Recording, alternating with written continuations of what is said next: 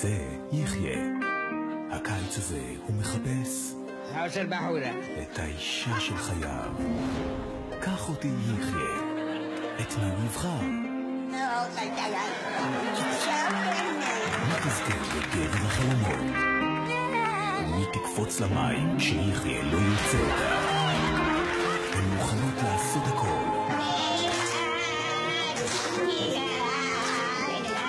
כי הן רוצות רק אותו. הוא נעים ואוהב ושמח ונותן ורוצה אישה, יש לו כל כך הרבה דברים טובים. קח אותי יחיה, בקרוב.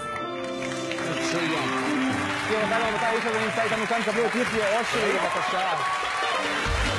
שלום אדוני. שלום, שלום. בוא תשב איתנו, בבקשה. בבקשה. אז מה, אתה בן 94 או 104? השם ברוך הוא ישלם לכם, דמו לכם. תודה רבה, אדוני. בוא תשב איתנו פה, באמצע. ואתה הבן שלו?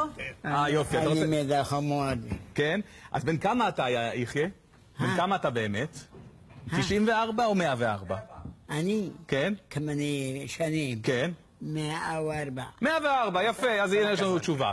זה האיש, הוא בן 104, ואתה היית בבית הנשיא, נכון? יש לך 6 ילדים, 20 נכדים, 10 נינים, נכון? נכון. ואתה עלית מתימן? מתימן. כן. הוא תימני, חשבתי שהוא צרפתי. לא, הוא תימני. לא, לפי האנרגיות הרגשתי את זה. אתה אפילו הכרת את מלך תימן, נכון? הכרת את מלך תימן? עם המחיר, אני מכיר אותו. מלך תימן? איך הכרת אותו? אס.אם.אס. הייתי עולה לסדען. כן. ואני מכיר אותו. הבנתי. מכיר אותו. אז תגיד, מה אתה עושה היום? מה אתה עושה היום, כל היום? לא טוב. לומד תורה? סופר סתם. סופר סתם? סופר סתם. גם היום? כן? כל הכבוד. כל הכבוד.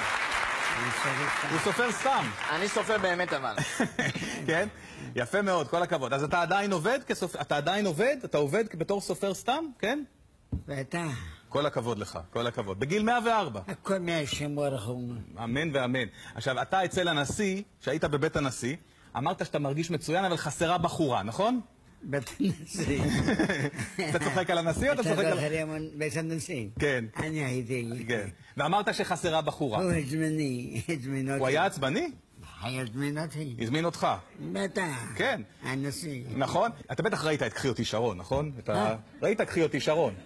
כי אנחנו רוצים להציע לך להיות כוכב תוכנית מציאות. אני לא אסתכל. אתה לא רואה טלוויזיה? למה אני סופר סתם, אשר לי. סופר סתם? אז אתה לא רואה טלוויזיה בכלל. תאמין לי, הכי טוב ככה. אין איזה שקט. יש לך מצב רוח טוב, יש לך חוש הומור, וכל הכבוד לך שבאת והצטרפת אלינו. ואני, תודה לך, הלוואי שכולנו, כולל הוא הנוכל, נהיה בגילך כמוך, ושתמשיך להיות מאושר. הכל נשם ברוך הוא. בטוח, בטוח. תודה רבה לך יחיה, תודה רבה.